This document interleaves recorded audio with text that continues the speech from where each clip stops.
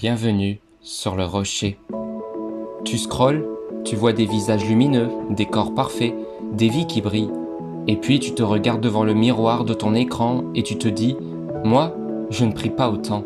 Je n'ai pas autant de likes. Je ne suis pas aussi béni. » Mais attends, qui t'a dit que l'algorithme détermine ta valeur ? Est-ce que Dieu t'a sauvé pour que tu cours après l'approbation des hommes ? Est-ce que ton appel dépend de ton audience ? Non. Depuis quand ta destinée se mesure-t-elle en engagement numérique ?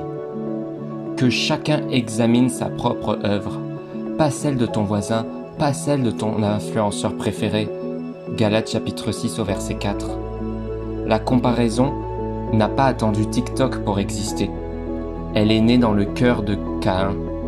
Pierre a demandé à Jésus « Et lui, que lui arrivera-t-il » Et Jésus a répondu « Que t'importe, toi, suis-moi » Jean chapitre 21 verset 21-22.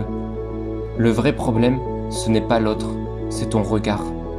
Aujourd'hui, tu ne compares plus des sacrifices, mais des réels, des stories, des performances. Et tu penses que plus tu es liké, plus tu es digne. Mais Dieu ne like pas, il aime sans condition. Tu vis avec le regard des autres sur ton dos, alors que tu es déjà sous le regard de Dieu. Tu ajustes ta vie pour la rendre postable, partageable, admirable. Mais à force de vouloir paraître, tu t'éloignes de qui tu es vraiment. Il faut qu'il croise et que je diminue. Mais dans le monde d'aujourd'hui, on a inversé la prière. Jean chapitre 3 verset 30. Et si au lieu de bâtir une image, tu bâtissais une intimité ? Ce n'est pas ton feed qui glorifie Dieu, c'est ta fidélité dans le secret.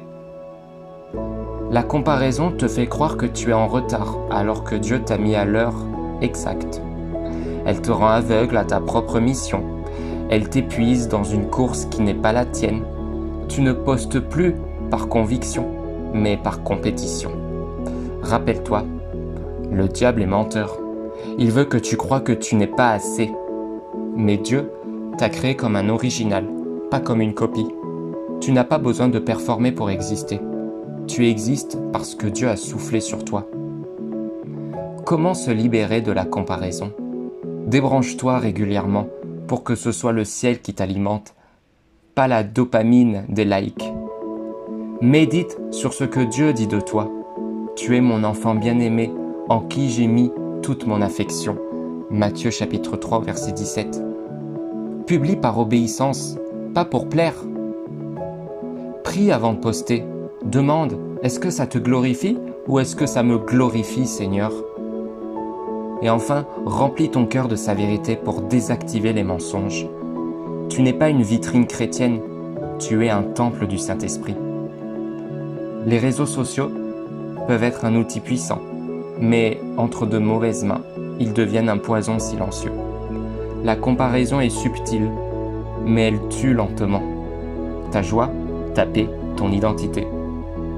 Alors aujourd'hui, choisis de ne plus vivre devant la caméra du monde, mais sous le regard du Père. Tu n'es pas défini par tes vues, mais par la vision que Dieu a de toi. Et rappelle-toi, la croix t'a déjà validé. Tu n'as rien à prouver, tu as juste à marcher dans la vérité. N'hésite pas à t'abonner pour plus d'enseignements bibliques. À demain.